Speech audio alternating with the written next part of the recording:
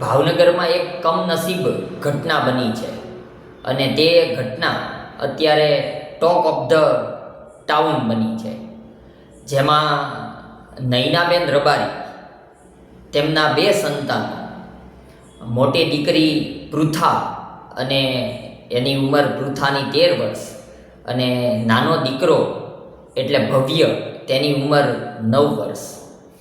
માતા અને બંને સંતાનો એ ત્રણેયની લાશ ખાડામાંથી મળી છે.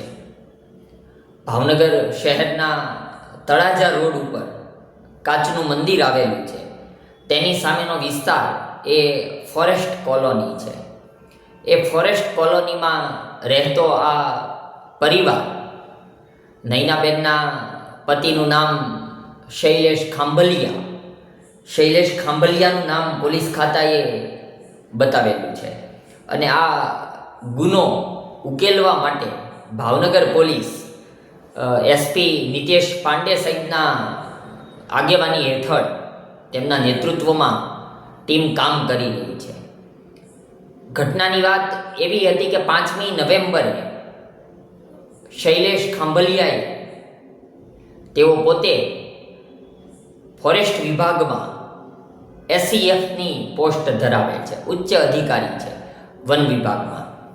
તેમણે ભરતનગર પોલીસમાં એવી જાણ કરી હતી કે પોતાનો પરિવાર એટલે કે ધર્મપત્ની નયનાબેન અને બંને સંતાન પૃથા અને ભવ્ય ભાવનગરથી સુરત જવા માટે નીકળ્યા છે, પણ એ પરિવાર, એ ત્રણેય વ્યક્તિઓ સુરત પહોંચ્યા નથી અને પરિવાર ગુમ છે.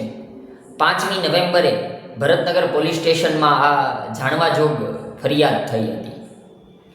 એ પછી રબારી સમાજના આગેવાનોએ પોલીસ ખાતાને પણ રજૂઆત કરેલી કે આ કઈ રીતની ઘટના છે ને હજુ સુધી તેમની શોધખોળ ચાલે છે, પણ કશું સગડ મળતા નથી. પણ આખરે આજે જે વિગતો સામે આવી છે એ ચોંકાવનારી છે, કરુણાંતિકા છે, જેમાં ત્રણેયનું મૃત્યુ નિપજેલું છે તેવું આજે જાહેર થયેલું છે અને આ ઘટના ટોક ઓફ ધ ટાઉન બની છે. એ કાચના મંદિર સામે ભાવનગર શહેરના વિસ્તારમાં તળાજા રોડ ઉપર ફોરેસ્ટ કોલોનીમાં શૈલેષ ખાંભલિયાના ઘરની નજીકમાં જ એક ખાડો ખોદેલો હતો, જેની શંકા પોલીસ ખાતાને હતી. બધી તપાસ ચાલી, બધી ટીમે મહેનત કરીને એ સગડ મેળવવા માટે પ્રયત્ન કર્યો હતો. ખાડામાંથી ત્રણેયની લાશ મળી છે. એટલે આ કપરી ઘટના છે, સમય પણ કપરો છે. આવી ઘટનાઓ સતત સમાજમાં બનતી રહે છે કે જેમાં પારિવારિક હત્યાઓ થઈ હોય.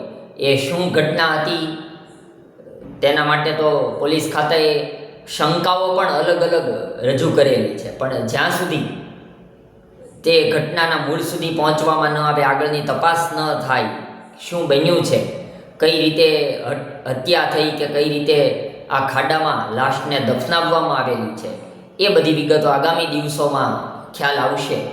પણ આ ઘટના એ કરુણાંતિકાએ સમગ્ર ભાવનગર શહેર જિલ્લા ઉપરાંત ગુજરાત રાજ્યમાં ચકચાર જગાવી છે અને ઘટનાએ ટોક ઓફ ધ ટાઉનનું સ્વરૂપ ધારણ કરી લીધું છે.